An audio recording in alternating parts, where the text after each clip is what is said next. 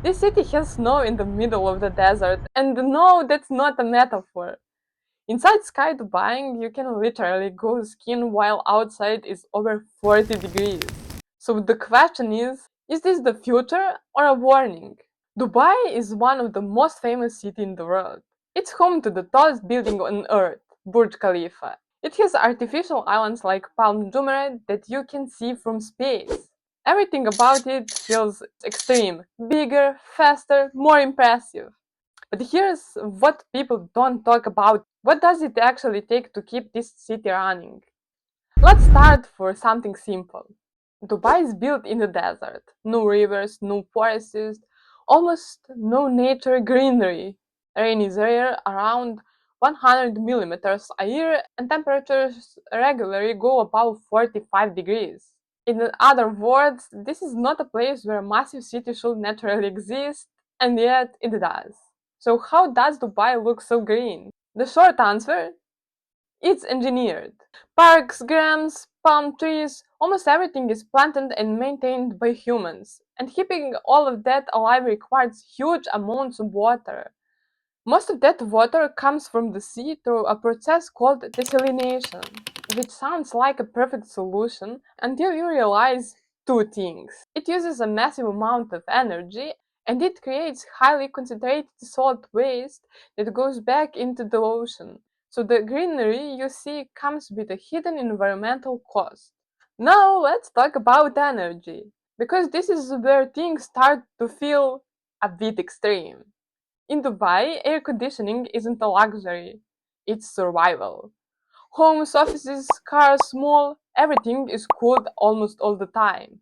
Take Dubai Mall, one of the largest shopping centers in the world. Keeping it cool takes an enormous amount of electricity. And then there's skiing.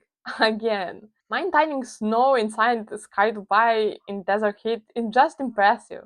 It's energy intensive on a completely different level. All of this leads to one thing, a very high carbon footprint per person. But Dubai didn't just reshape the land, it also started experimenting with the sky. There is a technology called cloud seeding where particles are released into clouds to encourage rainfall. In a place where rain is rare, this might like a smart solution. And sometimes it works, but here's the problem. We still don't fully understand the long-term effect. Because when you start influencing weather systems, you're dealing with something incredibly complex. And not always predictable. Then there are islands. You've probably seen them, especially Palm Jumeirah. They look incredible from above, but building them means moving massive amounts of sand and reshaping the coastline.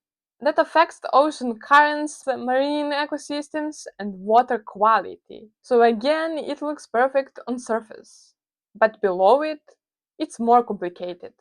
Now let's talk about something more personal. What is it actually like to live there? Because Dubai isn't just a project, it's a real place where people live every day. But most of that life happens indoors. From your apartment to your car to your office to the mall, all air conditioned, all controlled. And over time, that changes how people live. Studies show that regular contact with nature reduces stress, improves mental health, and helps people stay physically active.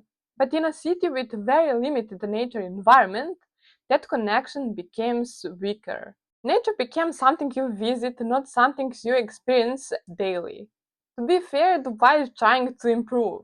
The city is investing in renewable energy and large-scale solar projects like Mohammed bin Rashid Al Maktoum Solar Park. There are also smart systems designed to reduce energy consumption and manage resources more efficiently. And these efforts matter. But here's the honest question. Are they enough? Because the scale of consumption in Dubai is still incredibly high. So where does that leave us?